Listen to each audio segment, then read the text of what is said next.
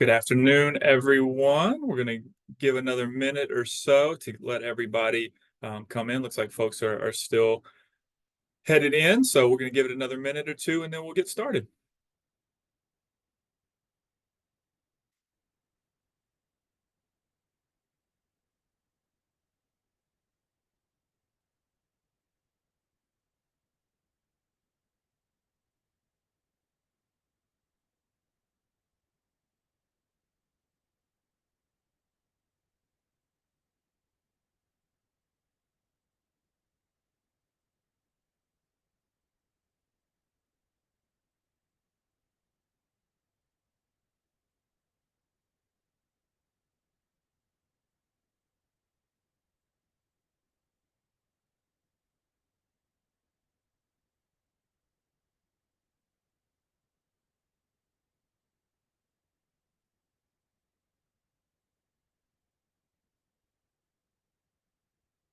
All right, it looks like it's about 12:02 by my clock. So, in the interest of time for everybody, we're going to go ahead and get started. My name is Will Robertson. I am the Associate Director of Parent Engagement here at Elon. And thank you so much for joining us today. This is the first of our fall webinars for our Phoenix Families Live series. And we are pleased today to be joined by folks from the Isabella Cannon Global Education Center here at Elon. They're going to speak about some semester and summer study away programs. This webinar is primarily designed for first and second year families, kind of a 30,000-foot view of what they do in that office. We do encourage you to use the chat function and the Q&A at the bottom. Those questions will be answered by the staff as best they can, and some questions will be answered live by the presenters, and some will be able to be answered using the chat feature as well. This is being recorded and it will be available on the Elon Parents YouTube channel, which is youtube.com/@ElonParents. So if you want to watch a recording of the video or send it along to somebody who wasn't able to join us live, it will be recorded and available tomorrow. So with that, I'm going to hand it over to Maria, who's going to be our first presenter from the GEC. Hi, everyone. Good morning, good afternoon, depending on where in the world you are. My name is Maria Papapietro. I'm the Interim Director of Semester and Exchange Programs here in the Global Education Center. We're really excited to talk with you today about what we do in what we call the GEC for short. Just to give a little bit of an overview as to who is on the call today. Again, my name is Maria. We also have Ronise Johnson-Guy, who's our Director of Study USA, and Ashley Lynch, our Business Manager. They will be speaking a bit later in the presentation. In the chat, we have a few of my colleagues as well. Allegra Lang is our Executive Director of Global Programming. Rose Danthan and Megan Hernandez-Green are program coordinators in our office, and Skylar Smith is our Global Experiential Learning Coordinator. So again, please feel free to utilize the chat to ask questions, and we can take some questions throughout and toward the end as well, but my colleagues are standing by, happy to help. If you don't know where we're located, and to pass on the information to your students, a picture of our building is on this slide. So we are located in the Global neighborhood at Elon. So that big building right there overlooking the lake is called Global Commons, and we are on the 3rd floor of Global Commons. So the Global Education Center takes up the whole 3rd floor and actually even a few offices on the 2nd floor. We're a pretty big operation, and so your students are welcome to come see us even in their first year. If you have a first-year student, we love to see first year, second years, and we can start helping them as early as they would like. So please encourage your students to come see us, and we'll talk a little bit more about our drop-in hours and things like that later in the chat. All right, so a few things we're hoping to do today. I know there may be a lot of parents on the call and families of first and second year students. So we're hoping to, again, give a 30,000-foot view of what our office does and present some options that your student can think about in terms of global study, respond to questions you all have, and then provide some general guidance on what to expect from our office and for your student as they embark on a study away journey, whatever that may look like. A few things we won't be able to do. So we're not going to address in super specific detail any one program, and you'll see why in a minute. We have a lot of them. And so again, we're going to talk more generally about types of programs offered, and hopefully spark some interest in different things and what might be most beneficial for your student. But we can't address all 80 plus in one webinar. That being said, we're happy for any follow-up questions after this webinar. If you or your student have questions about specific options, we will later in the presentation give some preliminary detail about how to find certain programs on our website. And so hopefully you and your students can utilize that feature. Again, your students always welcome to reach out to us directly. We'll have our contact information later in the presentation. We are focusing mainly on semester and summer study away options in this presentation, so both study abroad and Study USA.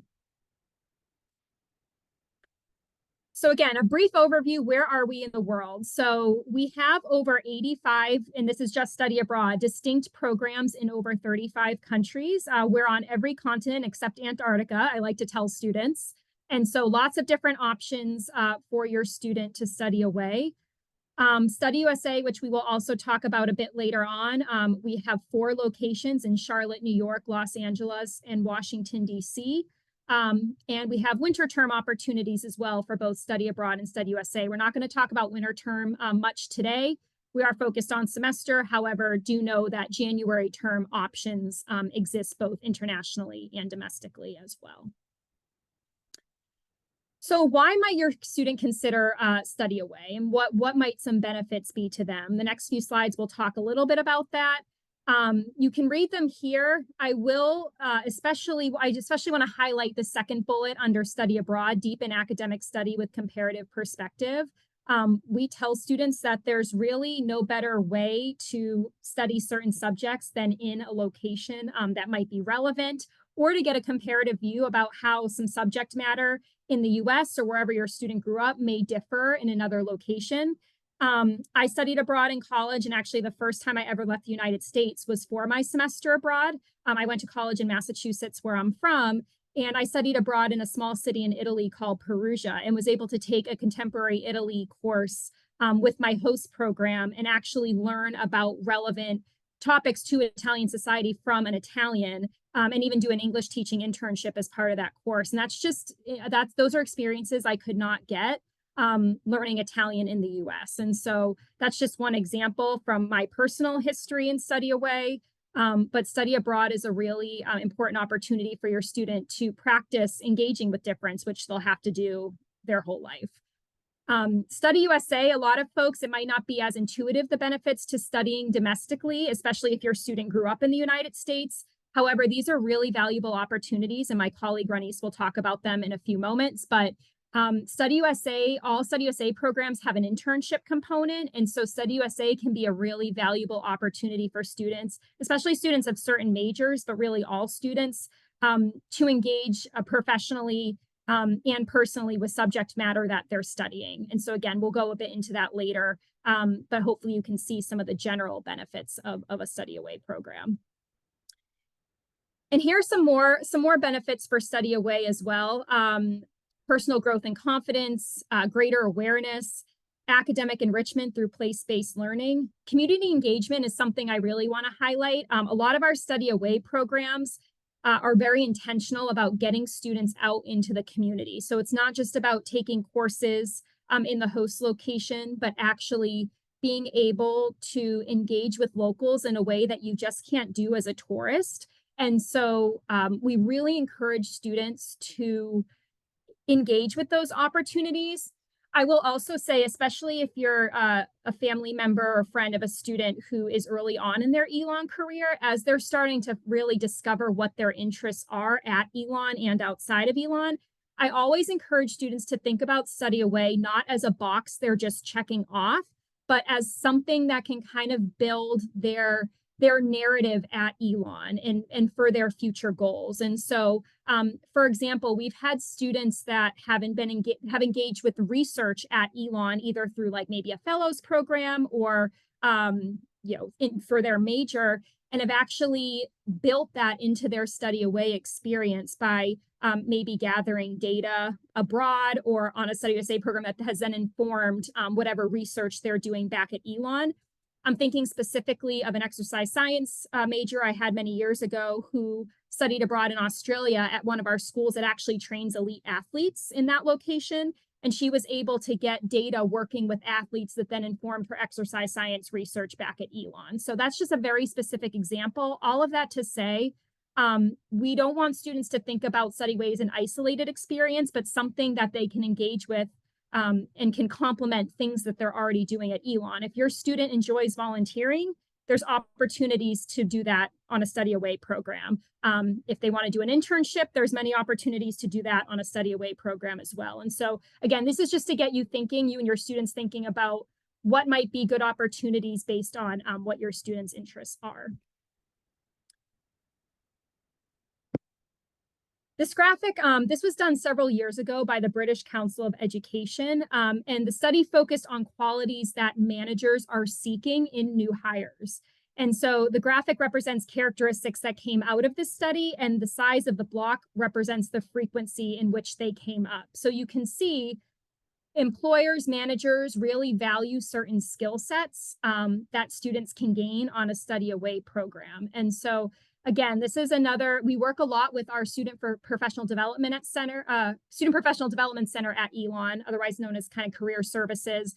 And they're really good about helping us help students talk about their Study Away experience after they've actually returned, because it's one thing to be able to say as a student that I studied away, but how do they articulate their growth and their learning? And that's something that we encourage students to start thinking about before they even leave. Because sometimes it can inform, the goals they set for themselves and that sort of thing. So these are all things that we want students to be thinking about.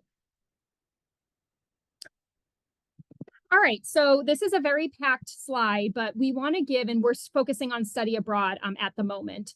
We want to give you all some idea of the vast array of opportunities related to study abroad specifically in this case.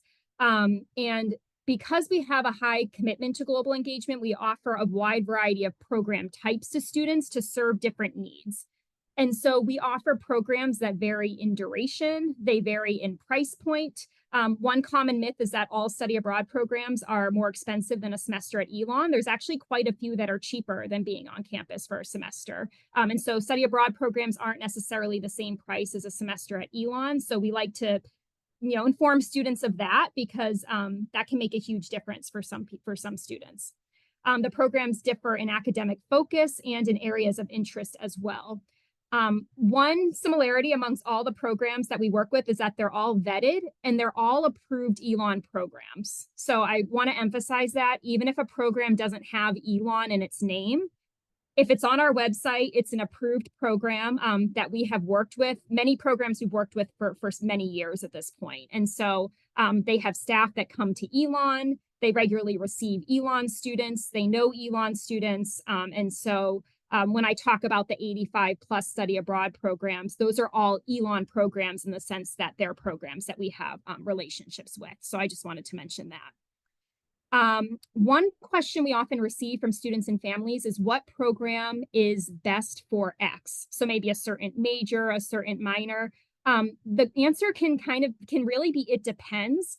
A lot of what makes a program a good academic fit for a student depends on what the student is studying and where they are in their Elon career. So the great thing about Elon is that even majors and minors that are historically difficult to get abroad at maybe some other institutions, because Elon has really emphasized global in coursework, and we have Elon's core curriculum that all students have to complete before graduation, regardless of major.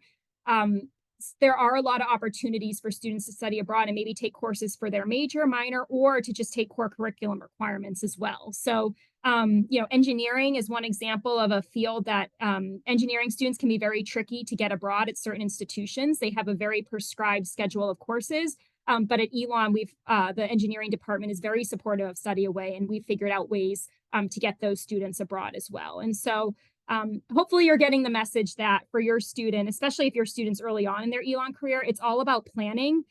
We can get almost any student abroad. It's just a matter of planning. They may have to do a certain semester or a certain program, but we can make it work for essentially every student.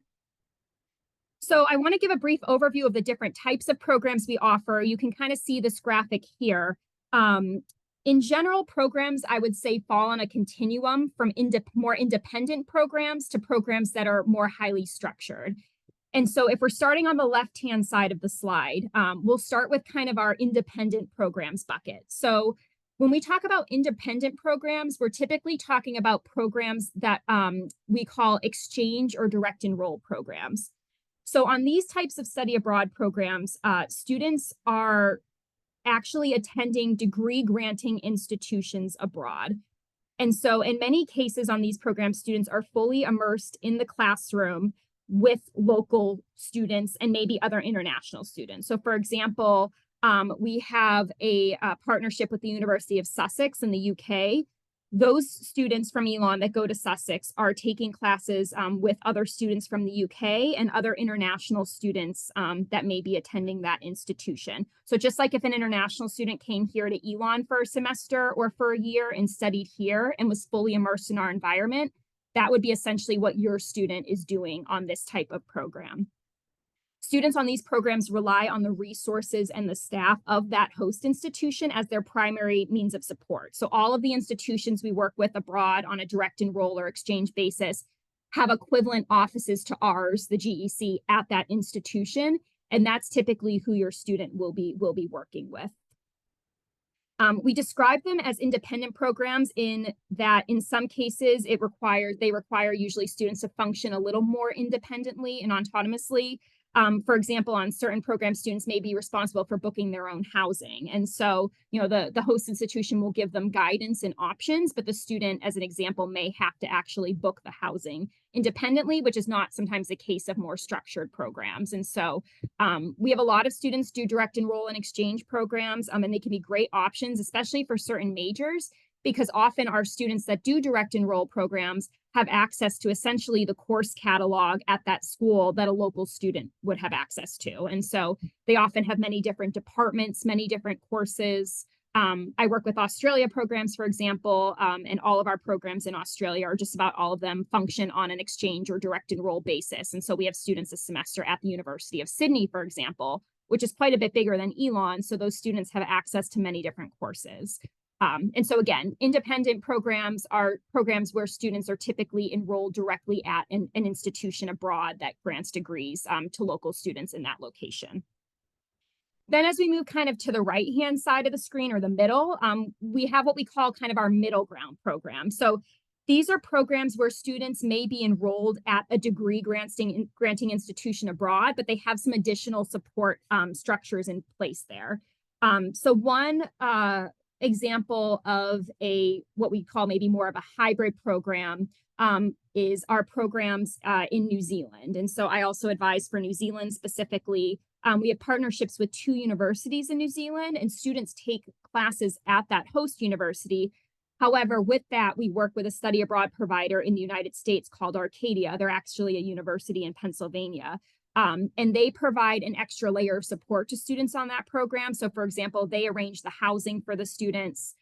They provide students with a lot of guidance on getting into courses, the visa process, which we'll talk about a bit later, what visas are.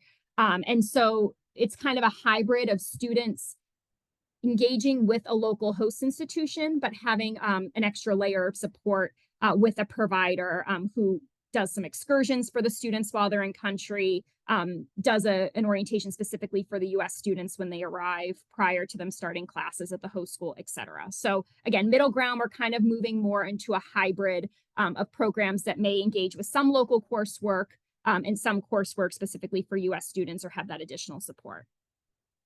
And as we move on, then we kind of get into more structured programs. So when we say structured programs, these programs are typically geared specifically toward US study abroad students or study abroad students coming from US institutions. And so typically on these programs, students will usually be studying at a study center through a provider or a program that hires its own professors and faculty. Their classmates are typically students from other US institutions. And normally the program will provide a high level of support, such as housing arrangements, et cetera. So a few examples of these types of programs, as you can see on the screen, we have a program in Italy at the Sant'Anna Institute in Sorrento. We also work with a provider based in Sweden and Copenhagen, Denmark, called DIS. So on those types of programs, DIS, for example, students that go to Copenhagen or Stockholm, they're taking classes at a study center with other US students on that specific program. So they're not going to a Danish university. They're taking classes at a study center with other US students.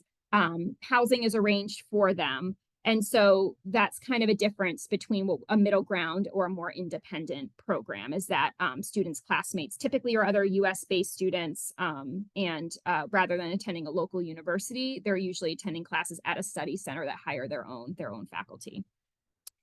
And then finally, on the far right, we have our Elon Center program. So center programs are facilitated to a higher degree by Elon itself in partnership with partners in the host location.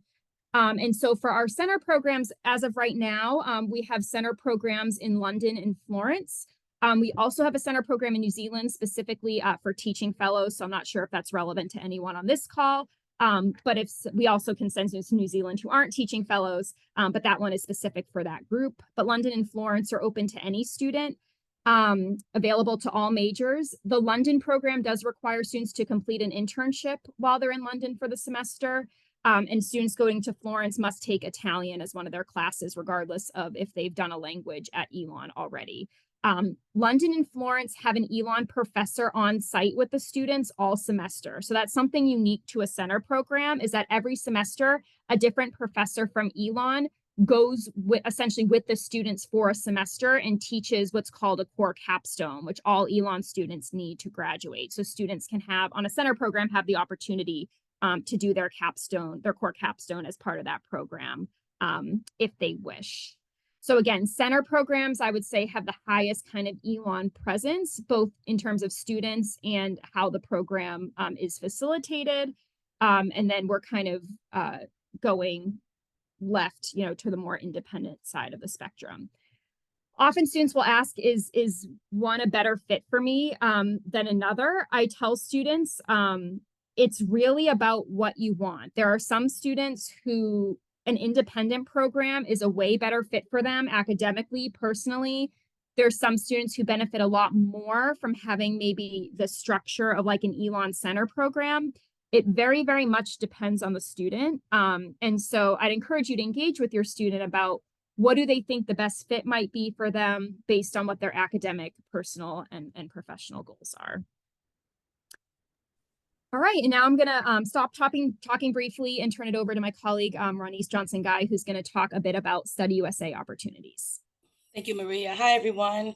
You might be asking yourself, Study USA for Study Away? Yes, your student has the opportunity to study and intern right here in the USA. Study USA offers a comprehensive learning experience. It features a stacked learning model that promotes academic, personal, and professional growth. Under the academic component, one of the best opportunities for students is engaging in hands-on learning through internships that provide real-world experience in their field of study. The program also includes 2 ELRs that count towards degree completion, ensuring students make significant progress in their academic journey. The courses are designed to be directly applicable to students' future careers, integrating theory with practical application. And lastly, students benefit from learning in diverse environments, which enhances their understanding through direct interaction with their new community and surroundings. Under the professional component, another best component of Study USA is students connecting with Elon alum, gaining insights and advice from those who have successfully navigated their careers. They will attend various networking events, helping them build valuable professional relationships. Students will visit corporations to understand industry practices and expectations, providing real-world context to their studies. And through these experiences, students will find and develop their professional community, which supports their career growth and opportunities. Under the personal component, how cool would it be for students to experience life in a major global city with the support of program, their program, ensuring they feel safe and guided. The Core Hub model fosters a sense of community and belonging as students navigate their experiences together. There are organized excursions, which allow students to explore and enjoy cultural and recreational opportunities from the city. Most importantly, students would get the chance to try out life in a major global city, which hopefully they will gain independence and a broader perspective from the world they live in. Okay, the next slide. Study USA is under the umbrella of Elon's national campuses located in 4 vibrant cities: Los Angeles, California, Charlotte, North Carolina, New York City, and Washington, D.C. Students who decide to obtain an internship in Los Angeles, we have an Elon Center, and we have also on-site staff for summer and spring only. Students will have an internship in LA and enroll in 2-credit internship courses. With our LA staff, there will be plenty of networking opportunities as well as planned excursions. During the summer, students will enroll in 1 or 2 courses from a fixed course list, and then students from School of Communications and Performing Arts and businesses are strongly encouraged to apply. During the semester, students will enroll in 3 to 4 courses from a fixed list. In the spring, more CTA, cinema and television arts courses, and in the fall, more strategic communication and business courses are offered. And in addition to those courses, there's an art history course that explores the LA art culture. In Elon Charlotte, which is our newest program to the national campus, same as our Elon in Los Angeles, there is an Elon Center and on-site staff for summer and fall only. Students will have an internship in Charlotte and enroll in 2-credit internship course. Just like our LA staff in Charlotte, there'll be plenty of networking opportunities as well as planned excursions. During the summer, students will enroll in a 1 academic course that aligns with their advanced studies. The course Urban Design takes students outside the classroom and into the city of Charlotte. This will also be a part of their internship credit. The fall semester is a sport experience, which is ideal for students majoring in sports management, communications, business, and exercise science. Students will take 3 to 4 academic courses along with their internship. Elon in New York is a partnership that we have with Marymount Manhattan College, where students will enroll in 3 to 4 classes and live in the dorms.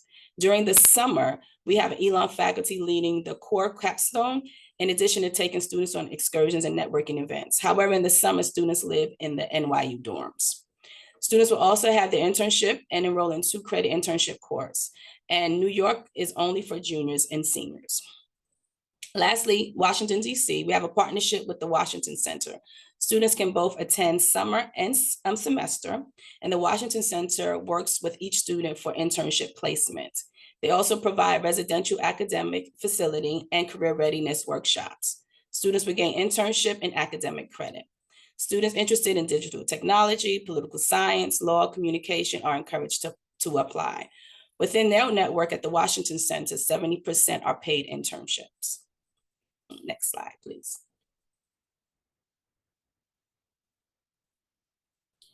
So the internships are integral to Study USA programs, setting them apart from traditional study abroad experiences. While some study abroad programs offer internships, internships are the core focus of Study USA, which is designed to prepare students for the workforce. This program embodies the Beyond Elon readiness. It fulfills Elon's credit. Study USA keeps students on their graduation plan, and it propels them into the workforce. Practical experience for future job searches. Students will work one-on-one with the Study USA Assistant Director for Career Services, getting their career credentials in order. And professional experiences. Internship provides transferable skills and provides opportunities to explore options in different fields, because students don't know what they don't know, right? So having an internship in a field that is that they're really interested would allow them to decide if this is what they really want to do beyond Elon. Next slide.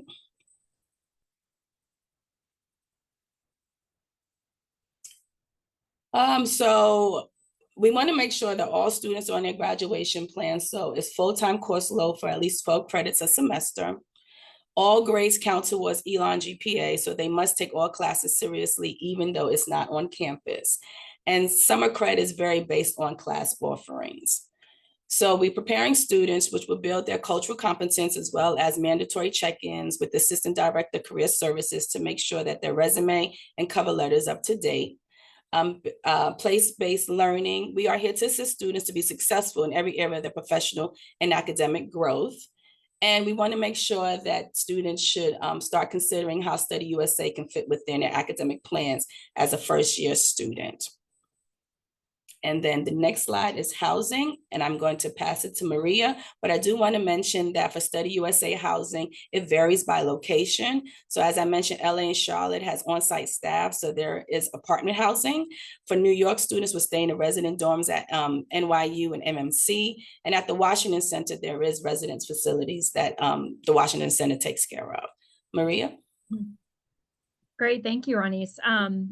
And just before I get into housing and study abroad, I do want to mention that a common question we get from students as well is, can I do both a Study USA and a study abroad while I'm at Elon? And it's not uncommon for students to do both. And so I would say if your student's interested in both opportunities, for example, we'll sometimes have a student do a study abroad for a fall or spring semester and then do a Study USA program in the summer. And so students can absolutely do more than one. It's just sort of a matter of, academic planning and costs and things like that. But we don't necessarily limit what a student can do. And so we've definitely had several students do both study abroad and Study USA.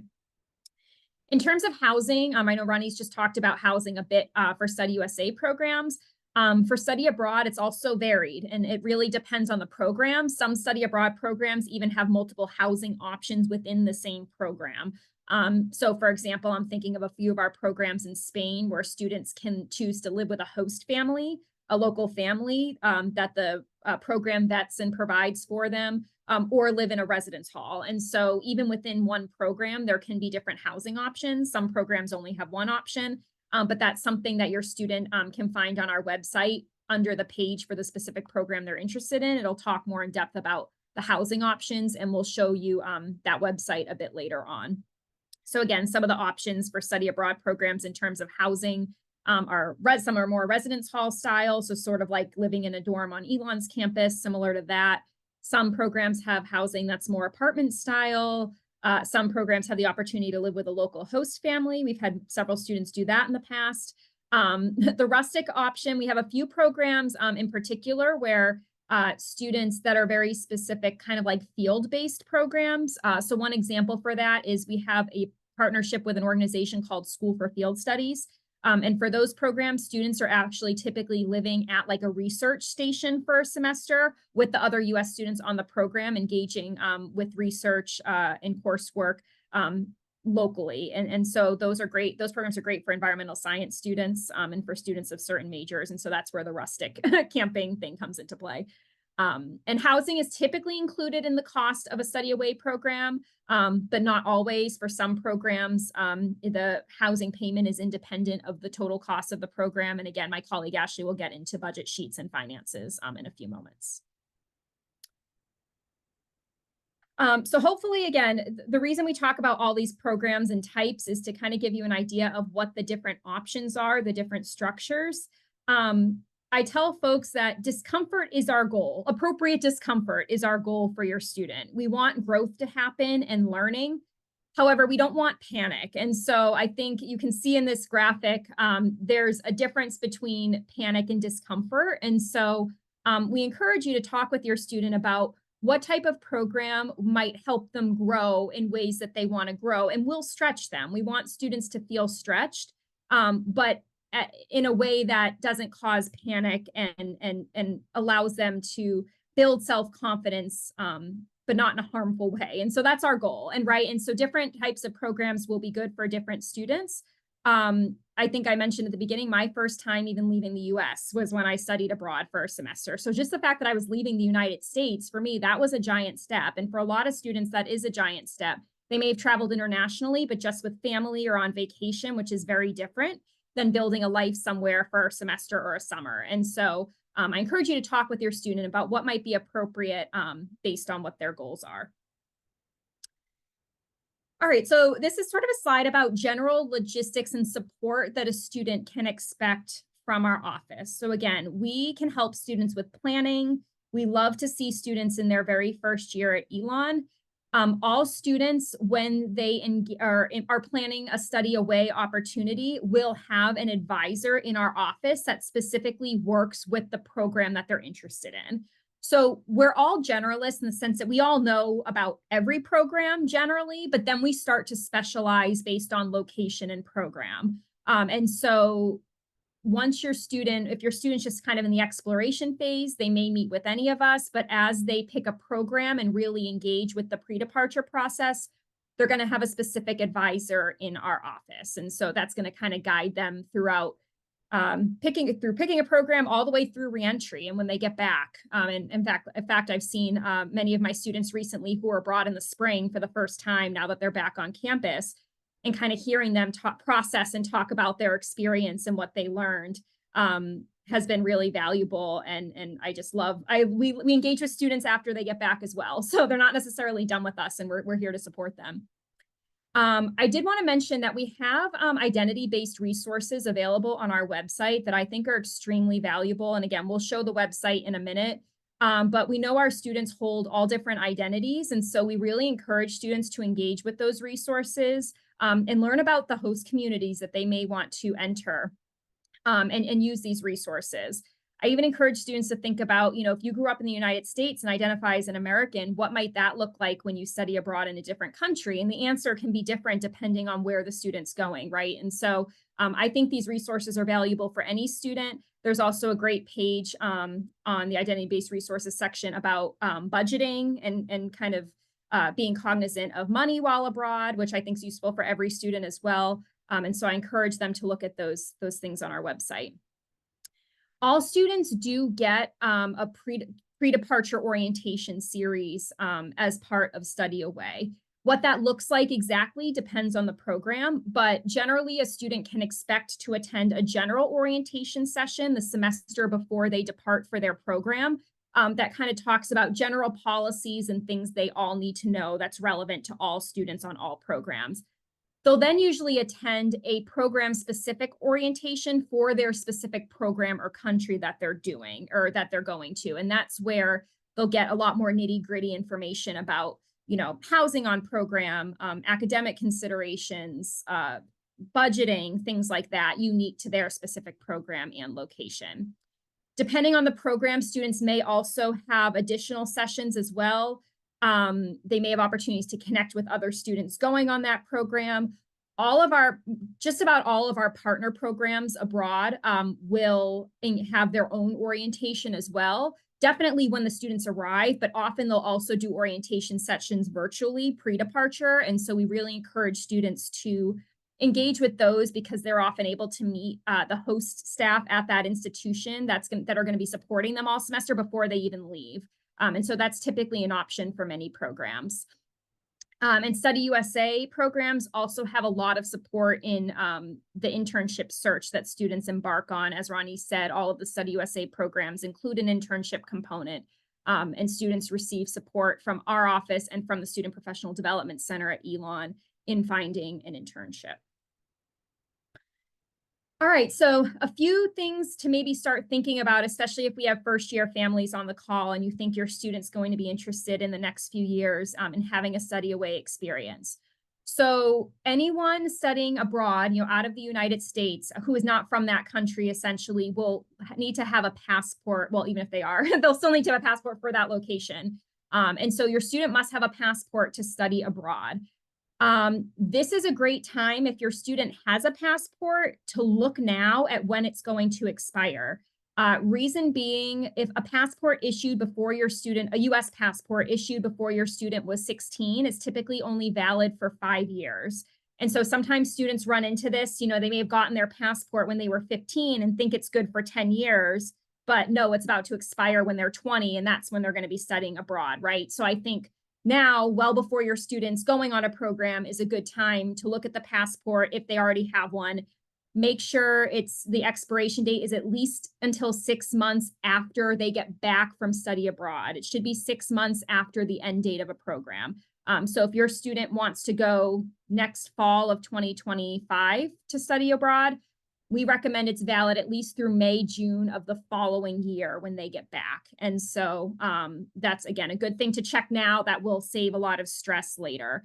If your students never had a passport before, they're not alone. A lot of students haven't. And so we're happy to help while we can't do it for the student. We're happy to help guide them in terms of getting their first passport or renewing if they already have one. Visas. So a visa is essentially a permission, a process that gives a student permission to stay in a country longer than the typically allotted time. For most European countries, for example, students staying in that country over 90 days will need a visa. Typically, US citizens are allowed 90 days in most European countries before they need a visa, and our semester programs typically exceed that. Students have support from our office in obtaining a visa. The level of support we can give depends on the country and what the government of that country's visa process is. But students are informed of visa processes if there is one. Again, your student may or may not have a visa process, but they're informed in advance about kind of what that's going to look like depending on where they're going. But again, that's another reason why it's good for a student to get a passport early, even if they think they might study abroad. It's good to get it now because it'll be good for 10 years. They'll have one, and then they're getting one well in advance of any other processes that they'll need that passport for later on down the line. Getting to and from the post program, typically purchasing flights are a student's responsibility. The Elon Center programs in London and Florence, and then the Teaching Fellows program, we do typically offer a group flight option that students can opt into. They're still paying for it, but it's arranged by us. But for the vast majority of programs, students are responsible for booking their own flights and will get really detailed information from the host program on when to arrive, airport pickup, things like that. But typically flights are a student's responsibility. In general, dates of programs are inclusive of orientation, class, and any exams that the students will have at the end of the semester. And so when we tell a student, you need to arrive on this date and you can leave on this date, that includes any mandatory components of the program like orientation and exams. Again, your student has an advisor in our office that's going to be walking them through this whole process. And so if they have questions, we usually encourage students to start with us. And then we can tell them, is this an Elon question? Is this a better question served for your host institution? But we're kind of their first point of contact for all of these logistical considerations. And so how can you support your student? We really, really enjoy partnering with families, and we want to partner with you, and we want to be there as you support your student. This is an important developmental experience for students. They're going to be facing new challenges in a different way than maybe they're used to at Elon or at home. Even students, again, who have traveled internationally before.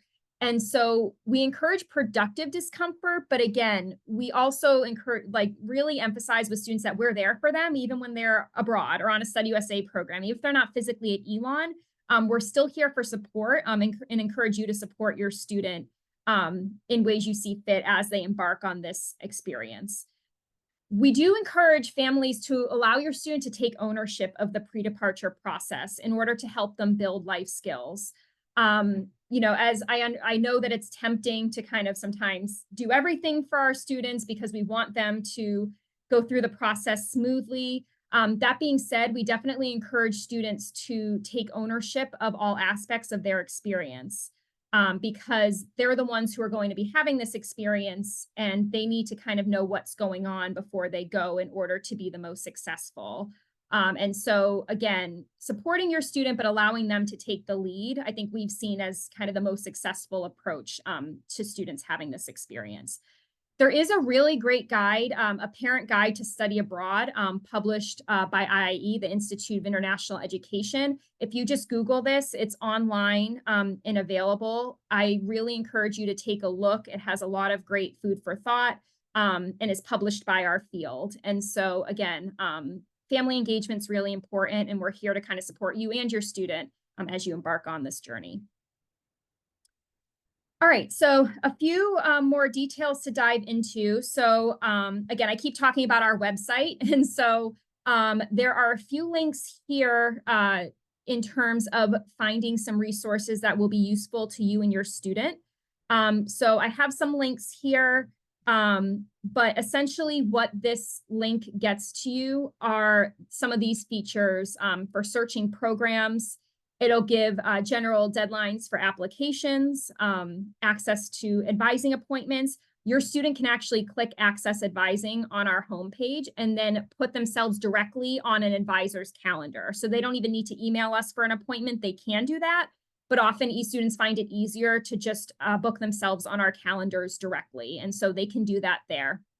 We also have those identity-based resources we talked about, as well as some financial planning information. And so here's essentially one of the home pages. When you click on those links, you can see kind of across the light gray bar toward the middle of the screen some of the most important links that we've deemed to be very helpful for students in getting them kind of where they need to be. But again, Access Advising and that magnifying glass search programs on the left, that's a great place to start for students to start exploring what their options are. So if a student were to click search programs, that magnifying glass, I know this is hard to read the screenshot, but it gives you an idea of what the program search page looks like. So you can see toward the top, students can insert keywords and program name, but then they can also put different filters on their search. So for example, if your student knows they want to study abroad in Spain, like they know that already, and want to filter out by Spain program specifically, you'll see toward the right-hand side, there's a country filter. And so they can actually filter by location if that's something, or by general region or continent if that's something they'd like to do. They can also filter by term. So if your student knows, I want to study abroad in the summer, that's when I have to go, or that's when I want to go, they can filter out by summer as a term. And then that way they're not getting everything for every term. And so I definitely encourage them to do that. You can also kind of see toward the bottom a few other parameters, and the list is longer than this screenshot indicates, but there is a parameter that's showing up here, discipline of classes available. So I definitely encourage students to use that filter as well, because if they know, for example, I need to take at least one communications class toward my comm major while I'm abroad, they can actually filter out by programs that offer communications by scrolling down to communications on that subject list. And again, some students might be in a position where they don't need to put any filters on their search, but especially if your student's looking for programs that offer certain types of courses, that can be really helpful. It's still going to be probably a pretty long list, but that way they don't have to filter quite as much through options that may not serve them. They can kind of get right to the point of what they're looking for. And so I definitely encourage program searches for you and your student. And again, if they meet with us, we can also kind of guide them through that as well. All right, so I'm going to turn it over to my colleague, Ashley Lynch, who's going to discuss, for our last few slides, some financial and health and safety info. Great. Thank you, Maria. All right. So Maria talked about the brochure pages. She's shown you how to search and get to those brochure pages. On those brochure pages, you're going to find budget sheets that are specific to the program that you and your student are interested in. So we want to make sure that even before you look at this budget sheet, that these brochure pages, they're very important to read through in detail as you and your student are preparing financially. This will help you to not be caught off guard for certain charges. And then also see kind of what's included, what's not included, because each program is different. There are some that are quite a bit alike, like when it comes to our center programs, but affiliate programs can be quite different, especially when you're going from different providers. So be sure to read through them in detail. And then specifically when it comes to financial aspect of things, again, there's a budget sheet for each specific program and for each term. So there's going to be a budget sheet for the fall term. There's going to be a budget sheet for the spring term because they can be different. And it's also going to tell you, as you can see there, for this particular budget sheet, that it is detailed specifically for spring of 24. So you want to make sure that if it doesn't have the most up-to-date information, reach out to us so we can make sure that that's on there. But they all should be updated for your students to be able to see and for you guys to financially prepare. So you're going to see on that budget sheet, you're going to see a list of billable expenses, and then you're going to see a list of non-billable expenses. Before we kind of dive into that, just to let you know, for Study Away, students' bills are posted just the same as they were here to be on campus. So they're going to be posted just like they're taking courses here, and they'll be paid on their student account as well. So the billable fees, these are the ones that are going to show up on your Elon account, on the Elon student bills. And it's going to be that tuition charge of whatever the academic year tuition is. As you can see here, it's currently listed for 23-24. Moving forward, it will be listed for 24-25, and then so on and so on for your student if they're a freshman, sophomore, etc., whichever year that they're traveling abroad. There's then that adjustment for the program cost difference. So there was a question that came up, are we paying tuition and a program fee cost? How it works at Elon is the students pay tuition and then they pay the difference. So if that program is more than what it cost, is more than the Elon tuition, they're going to pay that additional. If it's less than what Elon tuition is, they're not going to get, that's going to be credited to their account. So you can see here for that affiliate program fee, it's a negative number. So that's a credit that's going to post to that student's account. So there's programs out there, for instance, Australia, that the program cost seems a whole lot less than Elon tuition. That is the case. See, there are programs that cost less than being at Elon, but we do want to make sure that you're looking into the specifics of those programs, because, for instance, Australia might not include housing. So that might be an additional cost that student's going to have to bear outside of what we would charge for that student. So that would be listed as a non-billable cost. The other piece of the billable piece that will show up on the student's accounts is the Elon study away fees. For an affiliate provider program, the study away fee for this academic year is $4,700. So you'll always have that flat fee for study abroad affiliate program provider. Sometimes it can change. It is based on, much like Elon tuition may increase or fluctuate from year to year. That one can do the same. So for currently set for the 24-25 academic year, it is $4,700 for our affiliate providers for the study abroad fee. And then you'll also have health and safety and sustainability. So in this instance, you'll see it's for the amount for the time period that the student is away at their program. For domestic programs, you won't have that. This is mostly just for study abroad programs. So that's going to be their health and their medical insurance, as well as a trip cancellation, trip interruption piece for them for their study abroad. And then also safety and sustainability fee. We have this in here that safety is, we'll kind of cover that here shortly, but it's for an alert traveler app to help keep them safe and make them aware of certain alerts in the area where they're at. As far as non-billable costs, we have it listed here. So these are items that will not be posted to the student's account. For instance, the passport cost, any kind of ground transportation that is needed while they're in the area. Some programs will include a travel voucher. Some programs won't. Sometimes this is on top of that travel voucher. So again, making sure you're reading through your specific program to see what's included and what's not. Estimated spending money. So this is really based on the individual, based on the student. So if your student likes to go out a lot, go to see movies, go to different museums, etc., this might be higher in that range. But this is the estimated cost depending on what our students have provided us with feedback, and then also what our providers have told us. So it's more of a middle range for the spending money. Same thing with meals. Some programs have meals included, some don't. This is on top of what's already included. So everything is really program specific. Then it's also going to have, obviously, your passport costs. Some people might already have passports, so you don't have to worry about that piece. So these are all estimated, but it's all taken into account when you're thinking about the cost of attendance per se, when you're going to look at your finances for that particular term abroad. But we ask that you really dive into those program specific costs to see what's going to suit your student. If you'll move on to the next slide. All right, so funding your experience. So financial aid, it's available. The financial aid that is available on campus can also be applied to your study away experience. So financial aid will use that cost, that budget sheet to determine what's cost of attendance and figure out what the need is. But we want to make sure that you work directly with financial aid, the financial aid office, because every situation is different and unique, and depending on the student, depending on the family, depending on the program, etc. So we ask that you work directly with them to determine what works best for you. In the application that the student fills out, the Elon Global application, your student can request consideration for need-based funding from the GEC or through the GEC. This is called the Elon Global Scholarship.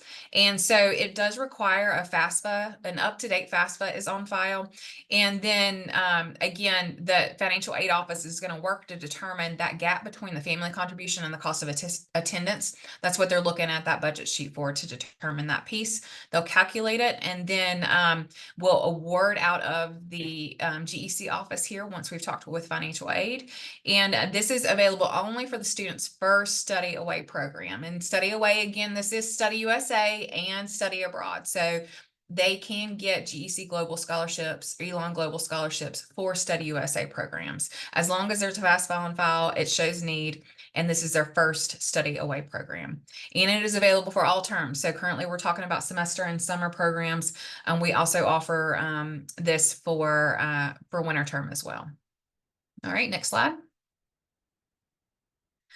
All right, health. So obviously our partners that we work with, whether it's an affiliate provider or an Elon Center program, we have partners on site that facilitate your students access to most types of healthcare that are needed by your student. All study abroad students, again, we have international health insurance through INEX. So that's, you'll see the emails that'll come over once they're enrolled. They're enrolled about a week before, after the withdrawal deadline, because we want to make sure the students are for sure going. So they will be enrolled in this insurance prior to their program. The trip cancellation, trip interruption piece takes place as soon as they are enrolled in this. So if something comes up and your student, this is mostly for abroad programs, if your student has an accident or is no longer able to travel, then that trip cancellation, trip interruption can take effect and help you defer some of that cost if something were to come up and your student's no longer able to travel.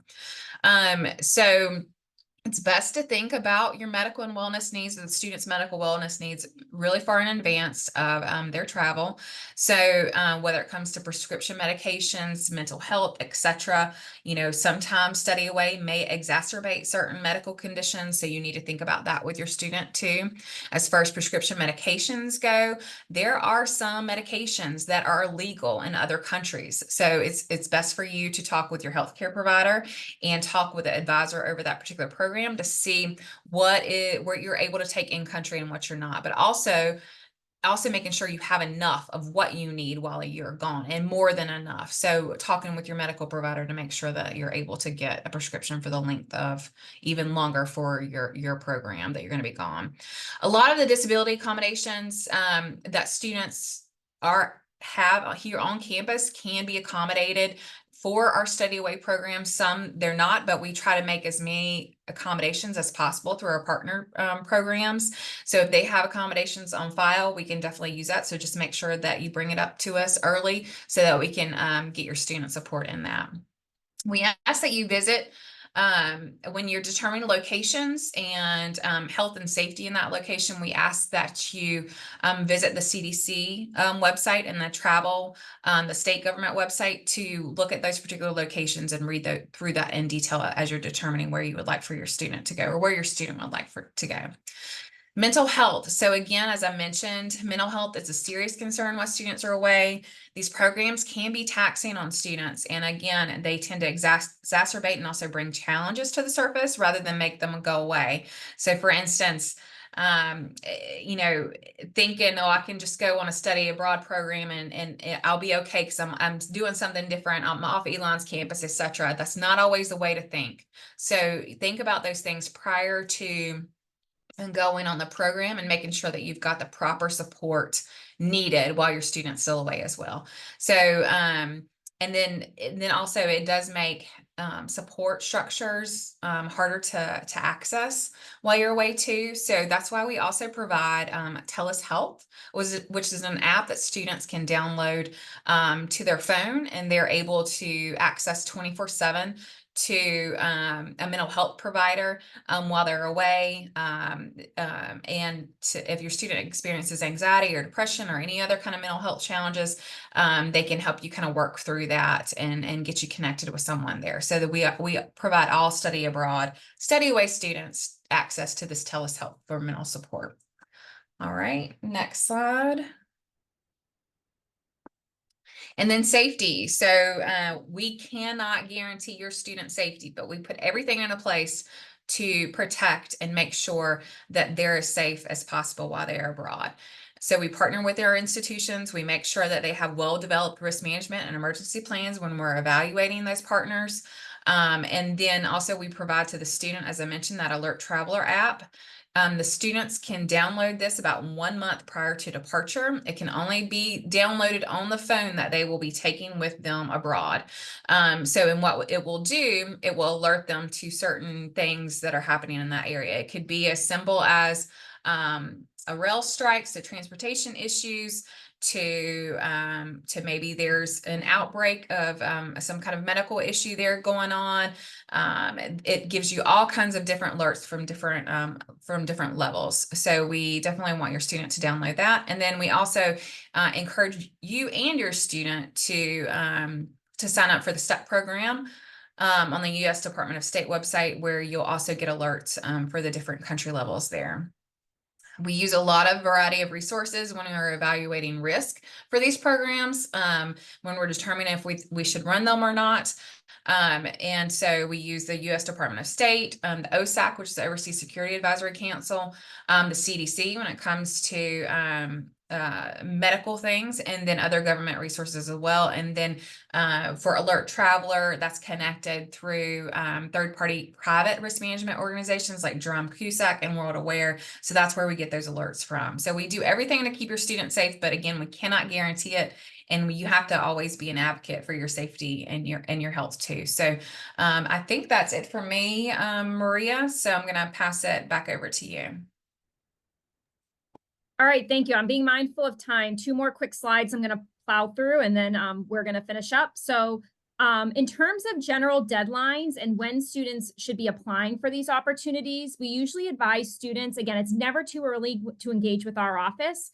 However, good rule of thumb is they'll really want to start come seeing us at the latest about a year before they think they want to have this experience. So if your student's a first year and is thinking they want to go abroad spring of junior year, spring of next year when they're a sophomore is when we're going to start opening applications for the following spring of their junior year. So you can see on this chart right here, we tend to have standard dates for when we open and close application cycles. If your student wants to go abroad next fall, or summer, we just open those applications on October 1st. For most of our cycles, we have an early action period where students apply in that period.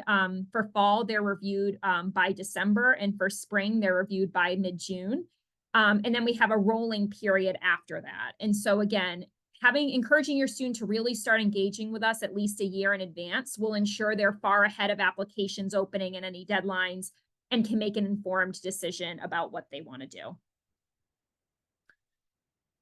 All right, and finally, we are here to help your students. So here's a few resources. We do have an Instagram, Elon Global. The QR code is there. You or your student are welcome to follow us. We have what we call quick questions, which are our drop-in hours every weekday when classes are in session. So Monday through Friday from 2 to 4 p.m. up in the Global Education Center, up in our space. Again, we're on the 3rd floor of the Global Commons building. Your student can come up, no appointment needed. We have at least 1, if not 2 advisors available every weekday between 2 and 4 p.m.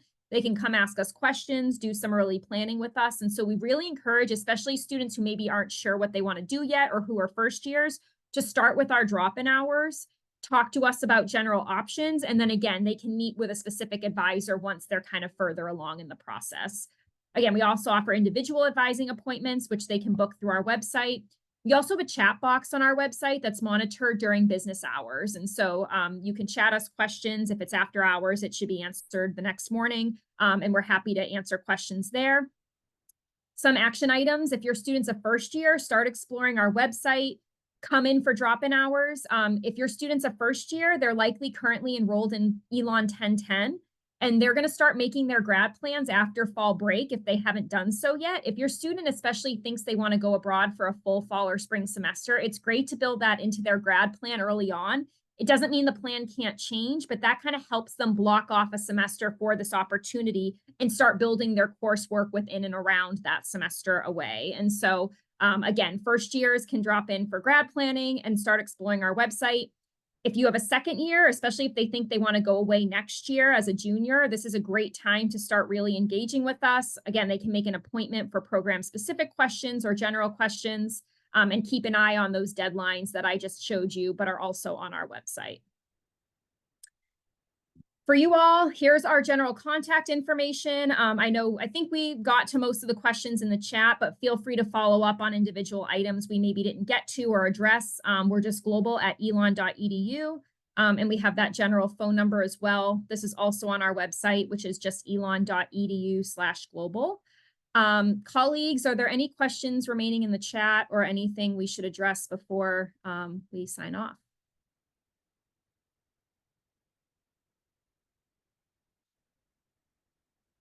Okay, hearing nothing.